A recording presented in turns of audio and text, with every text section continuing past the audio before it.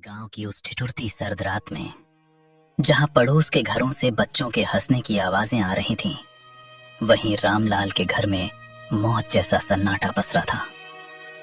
रामलाल, जिसने कभी बड़े बड़े भोज में राजाओं की तरह 56 भोग परोसे थे, आज अपनी ही बहू की जली हुई और सख्त रोटियां निगलने को मजबूर था।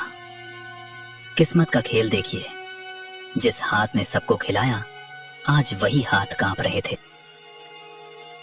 थाली को पैर से जमीन पर घसीटते हुए, लो निगल लो इसे। सारा दिन खटिया तोड़ते हो, कम से कम ये जली रोटियां तो खा ही सकते हो। और सुन लो बुढ़े, कल सुबह सूरज निकलने से पहले आंगन चकाचक साफ मिलना चाहिए। मुफ्त की रोटियां तोड़ना बंद करो। तुम्हारी इस खांसी और मनहूसियत ने घर का सुकून छीन लिया है। बेटी, गला सूख रहा है। अगर थोड़ा सा गुड़ का टुकड़ा मिल जाता तो ये सूखी रोटी अंदर उतर जाती। गुड़ चाहिए इन्हें? अरे अपनी औकात देखिए। जब से माँ गई है, तुम हमारे सिर पर बोझ बन गए हो। सच तो ये है कि तुम्हें भी माँ के साथ ही चले जाना चाहिए था।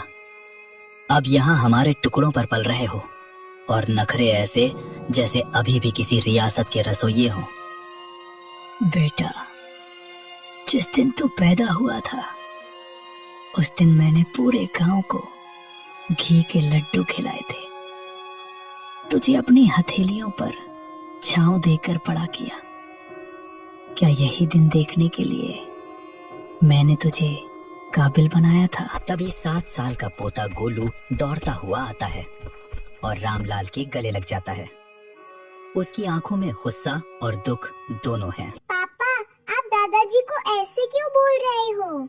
जब मुझे डर लगता है तो यही दादाजी मुझे अपनी गोदी में सुलाते हैं। माँ, आपने इन्हें जली हुई रोटी क्यों दी? क्या आप मुझे भी बड़े होकर ऐसी ही रोटी दोगी? चुप कर गोलू, तू नहीं जानता, ये बूढ़े लोग सिर्फ परेशानी बढ़ाते हैं। जा अपने कमरे में। नहीं जाऊंगा। पापा, दादाजी बोझ नहीं है, ये तो हमारे घर का आशीर्वाद है। आप कहते हो ना कि ये आपके टुकड़ों पर पल रहे हैं, पर दादाजी ने तो मुझे बताया था कि ये घर और ये खेत उन्होंने अपनी मेहनत से बनाए हैं। फिर ये आपके टुकड़े कैसे हुए? गोलू, तू छोटा है, बड़ों के बीच मत बोल। रामलाल का दर्द तो फिर भी खुले आसमान के नीचे था, जिसे हवाएं सहला देती थीं। पर नेकी राम की सिसकियां उन 4 दीवारों के पीछे दम तोड़ रही थीं, जिन्हें उसने खुद अपने पसीने से सींचा था। उसका बेटा पवन और बहू शीला ने उसे घर के पीछे एक ऐसे स्टोर रूम में फेंक दिया था, जहां कबाड़ और मकड़ी के जालों के सिवा कुछ न था। उस अंधेरी कोठरी में नेकी राम का वजूद भी उस पुराने सामान जैसा हो गया था, जिसे अब कोई छूना नहीं चाहता। शीला, उफ, कितनी सड़ांध और बदबू आती है इस काल कोठरी से। पवन, कल इस बुढ़े के बर्तन एकदम अलग कर देना। मेरे बच्चों को सख्त हिदायत है कि इनके हाथ का छुआ पानी भी ना पिएं, कहीं कोई बीमारी ना लग जाए। और हाँ, आज इन्हें रात का खाना मत देना, सजा मिलनी चाहिए इन्हें। आज गलती से इन्होंने दीवान खाने के सोफे पर हाथ रख दिया था, सारा सोफा गंदा कर दिया।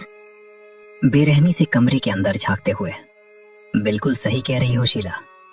पिताजी, आपकी वो पुरानी डायरी और वो टूटा हुआ चश्मा मैंने आज सुबह ही कूड़े के ढेर में फेंक दिया है।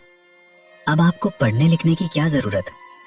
आप बस इस अंधेरे कोने में पड़े रहिए और अपनी मौत का इंतजार कीजिए। हमारी जिंदगी में दखल देना बंद कर दो। बेटा पवन, अपनी जवानी की एक एक पाई जोड़कर मैंने ये आलीशान घर बनाया था, ताकि तू और तेरे बच्चे सुकून से रह सकें। आज उसी घर का एक कोना मुझे नसीब नहीं। आज मुझे ही तू कूड़ा कह रहा है। जिस चश्मे से मैं तुझे पढ़ते हुए देखता था, उसे ही फेंक दिया। तभी नेकीराम की 6 साल की पोती पिंकी चुपके से कमरे में दाखिल होती है। उसके हाथ में एक छोटी सी पानी की बोतल और अपनी टिफिन से बची हुई। भरतपुर नाम के एक गांव में एक किसान रहता था, जिसका नाम रघु था। रघु अपनी सूखी जमीन को देखकर निराश था। बारिश नहीं हो रही थी और फसलें उगने से पहले ही मर जाती थीं। उसकी सारी मेहनत बेकार जा रही थी। हे भगवान, मैं और कितनी बार हार मानूं? क्या मेरी जमीन फिर से हरी भरी नहीं होगी? मेरी फसल अब पहले के जैसी हरी भरी क्यों नहीं होती है? न जाने किसकी नजर लग गई है मेरे खेतों को। नजर तो मेरी किस्मत को लग गई है जो शादी करके तुम्हारे घर आई हो। सोचा था अच्छी फसल होगी तो नई साड़ी खरीदूंगी और चांदी की पायल भी खरीदूंगी, लेकिन तुम्हारे खेत को देखकर तो ऐसा लगता है कि दिन के 2 बार का खाना मिल जाए वह भी काफी है। अरे भाग्यवान, क्यों जी छोटा कर रही हो? भगवान ने हमें 2 हाथ क्यों दिए हैं? मेहनत करने के लिए ना। देखना, एक ना एक दिन मेरी मेहनत जरूर रंग लाएगी और हमारे खेत भी फिर से हरे भरे हो जाएंगे और फसल के ढेर लग जाएंगे। देखते रहो ऐसे सपने, हकीकत में तो अनाज के ढेर नहीं लगेंगे। शायद सपनों में ही राजा बन जाओ। हाय रे फूटी किस्मत। रात का समय हो गया था और रघु खेत में उदास होकर बैठा था। तभी एक बूढ़ा साधु उसके पास आता है। साधु को प्यास लगी होती है। वह रघु के पास आता है और पीने के लिए पानी मांगता है। बेटे, क्या पीने के लिए थोड़ा पानी मिल सकता है? बड़ी प्यास लगी है। आइए महाराज, कुएं में पानी तो बहुत है, लेकिन शायद अनाज मिल भी पाएगा या नहीं। लीजिए, पानी पीजिए। बहुत ज्यादा प्यास लगने की वजह से साधु पानी पी लेते हैं। थोड़ी देर बाद साधु रघु से पूछते हैं, बेटा, क्यों इतनी उदासी? क्या तुम अपनी जमीन को सोने जैसा फलता फूलता देखना चाहते हो? तो लो ये नक्शा। रघु के मन में डर और उत्सुकता का मिश्रण था, लेकिन उसने फैसला किया कि वह इस चुनौती को स्वीकार करेगा। रघु ने अपनी यात्रा शुरू की। जंगल में खतरों का सामना करते हुए उसकी हिम्मत बार बार टूटने को हुई, लेकिन वह हर मुश्किल से लड़ा। रघु एक नदी पार करने की कोशिश करता है। तभी एक भालू उसके सामने आ जाता है। तुम कौन हो और यहाँ क्यों आए हो? मैं अपनी जमीन को बचाने के लिए स्वर्ण बीज की खोज में हूँ। मुझे रोकना मत। रघु का साहस देखकर भालू ने उसे जाने दिया। यह उसका पहला इम्तिहान था। रघु एक चमकती हुई गुफा में प्रवेश करता है। वहाँ एक सुनहरा पेड़ होता है जिसके नीचे एक छोटा सा बीज रखा होता है। कई दिनों की कठिनाई के बाद रघु ने स्वर्ण बीज पा लिया, लेकिन तभी गुफा के अंदर एक गहरी आवाज गूंजती है।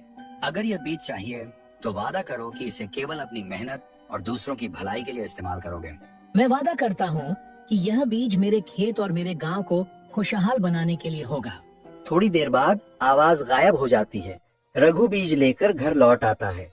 रघु अपने खेत में बीज लगाता है और उसकी देखभाल करता है। बारिश होती है और खेत फिर से हरे भरे हो जाते हैं।